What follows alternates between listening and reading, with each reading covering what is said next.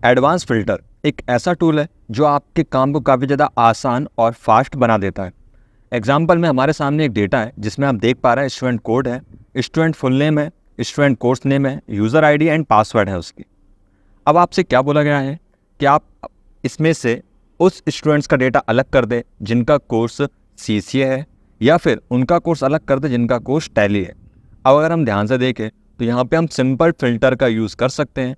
Simple filter का अगर use करेंगे तो इसी लिस्ट में से डेटा फिल्टर हो जाएगा और सीसीए का रिकॉर्ड हमारे सामने आ जाएगा और डेटा अलग हो जाएगा।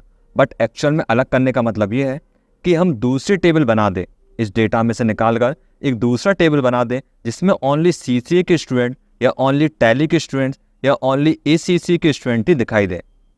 अब ऐसा कर पाना थोड़ा मुश्किल होगा, लेकिन अगर हम दूसरी प्रोसेस को फॉलो करते हैं तो वो हो तो जाएगा, लेकिन बहुत ज़्यादा टाइम कंज्यूमिंग होगा। जैसे हम यहाँ पे सिंपल फिल्टर लगाएं, फिर डेटा को कॉपी करें और न्यू शीट पर रख दें। एक तो ये प्रोसेस अप्लाई हो सकती है, दूसरा हम वीलुकअप की मदद से भी ट्राई कर सकते हैं। लेकिन इन सब को हम ना करते हुए किसका यूज़ करेंगे? एडवांस फिल्टर का, क्योंकि ये एक प्रोफेशनल तरीका होगा और दूसरा ये आपके काम को ईजी भी कर देगा, इतना टाइम आपका नहीं लेगा।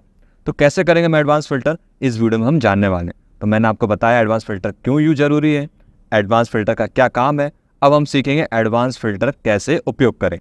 तो सबसे पहले आपको क्या करना है, जिस भी क्राइटेरिया यानी कि आप जिसकी भी अनुसार डेटा को फिल्टर करना चाहते हैं उसे एक जगह पर लिख लें। तो मैं फिल्टर करना चाहता हूँ इसे कोर्स नेम के आधार पे, तो आप कोर्स नेम को कॉपी करें और यहाँ पेस्ट कर दें। अब आप ध्यान से देखेंगे तो मैं स्टूडेंट कोड से फिल्टर नहीं कर सकता, क्योंकि ये स्टूडेंट कोड जो है वो अलग अलग है सभी का। और यूज़र आईडी पासवर्ड से हम नहीं कर सकते, क्यों? क्योंकि ये भी सबके यूनिक है।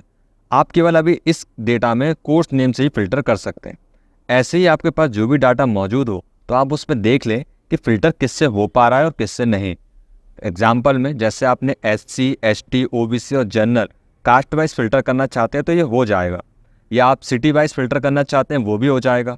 लेकिन अगर आप सोचें कॉन्टैक्ट नंबर से फिल्टर करें, वो पॉसिबल नहीं है, ये बहुत ही कॉमन सेंस वाली बात है। तो चलिए हम देखते हैं। सबसे पहले मुझे किससे फिल्टर करना है, तो मैं करना चाहता हूँ फिल्टर मान लो कोर्स से, CCA से। तो हम CCA को कॉपी करके यहाँ पेस्ट कर देते। आप चाहें तो यहाँ पे टैली को कॉपी कर सकते हैं या फिर आप ACCA को, जिससे भी आप फिल्टर करना चाहते हैं। तो आप देख पा रहे हैं यहाँ पे मैंने सिंपल तरीके से कोर्स नेम एंटर कर दिया जिससे मैं फिल्टर करना चाहता हूँ। अब आपको क्या करना है, अब आपको इस डेटा को पूरे को सिलेक्ट कर लेना है। इसके बाद आपको ऑप्शंस में जाना है डेटा टैब में, शॉर्ट एंड फिल्टर के अंतर्गत एडवांस फिल्टर चूज़ करेंगे एडवांस फिल्टर को। फिर आपको यहाँ पे ऑप्शन दिखाई देंगे कि आपको फ़िल्टर कहाँ करना है। इसी लिस्ट में हम फिल्टर कर दें या फिर अलग लोकेशन पे करें। तो जैसे मैंने आपको बताया हमें अलग लोकेशन पे करना है। यहाँ पे एक बात का ध्यान रखें, अलग लोकेशन का मतलब ये है कि आप इसी सीट पे रख पाएंगे। अगर आप दूसरी सीट पे ट्राई करेंगे तो ये रखा नहीं होगा। वो दूसरी सीट पे कैसे रखते हैं वो मैं आगे बताने वाला हूँ, पहले आप इसको देखें। लिस्ट रेंज सेलेक्ट करेंगे जिसको फिल्टर करना है, तो मैंने देखिए ऑलरेडी सिलेक्ट कर लिया है। आप ध्यान से देखेंगे तो A1 से लेके F31 तक, तो देखिए A1 से लेके और नीचे आएंगे F31 यहाँ तक का सिलेक्ट है। आप चाहे तो फिर से सिलेक्ट भी कर सकते हैं। दूसरे में हम क्राइटेरिया रेंज, जिसके अकॉर्डिंग हमें क्या करना है फिल्टर, तो वो रेंज हमारी ये दोनों है, इसको सिलेक्ट कर लेंगे दोनों को। तो देखिए ये दोनों सिलेक्ट हो चुके हैं। अब थर्ड जो है मेरे पास कि कहाँ मुझे रखना है, तो मैं रखना चाहता हूँ यहाँ नीचे तरफ, तो यहाँ कर्सर को रख दिया। तो देखिए A34 पे यानी कि यहाँ पर फिल्टर के और डेटा पेस्ट हो जाएगा। इसे कर देते हैं ओके। तो आप ध्यान से देखेंगे तो CCA के सारे रिकॉर्ड उसमें से हट के एक अलग लिस्ट में, एक अलग टेबल में बन चुके हैं। तो ये आपको समझ में आया। अब मैंने यहाँ पे CCA की जगह टैली करके रखा होता तो यहाँ पे टैली का डेटा अलग हो जाता, तो ये आपका काम आसान हो गया। अब हम देखते हैं कि नई शीट पे कैसे करते हैं। तो फिर से हम डेटा वैलिडेशन एडवांस फिल्टर पे जाते हैं। देखिए लिस्ट रेंज ऑटोमेटिक सिलेक्टेड है, क्राइटेरिया भी ऑटोमेटिक सिलेक्टेड है।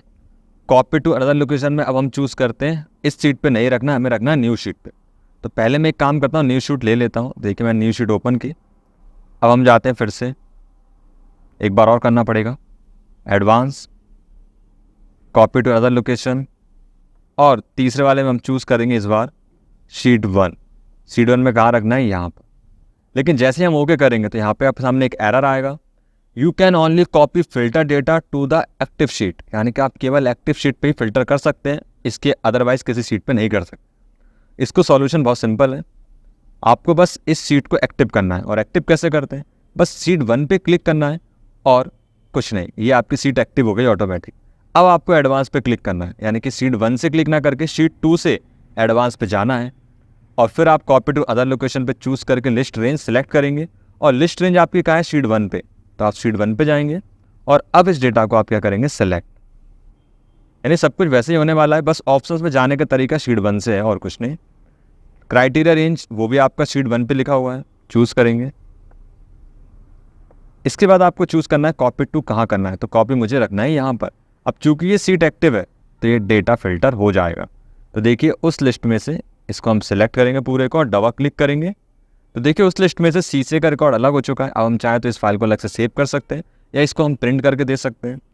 इस तरह से हम सीसे का, ऐसे ही हम अलग से टैली का और इस तरह से हम ACCA का या क्लास वाइज अगर आप मेंटेन कर रहे हैं तो 10th का, 11th का, 12th का डेटा पूरे डेटा में से अलग कर सकते हैं एडवांस फिल्टर की मदद से। काफ़ी पावरफुल टूल है। अगर आपको वीडियो समझ में आया तो अच्छी बात है, अगर आपको कुछ दिक्कत लगे तो कमेंट्स का जरूर बताएं। Thanks for watching.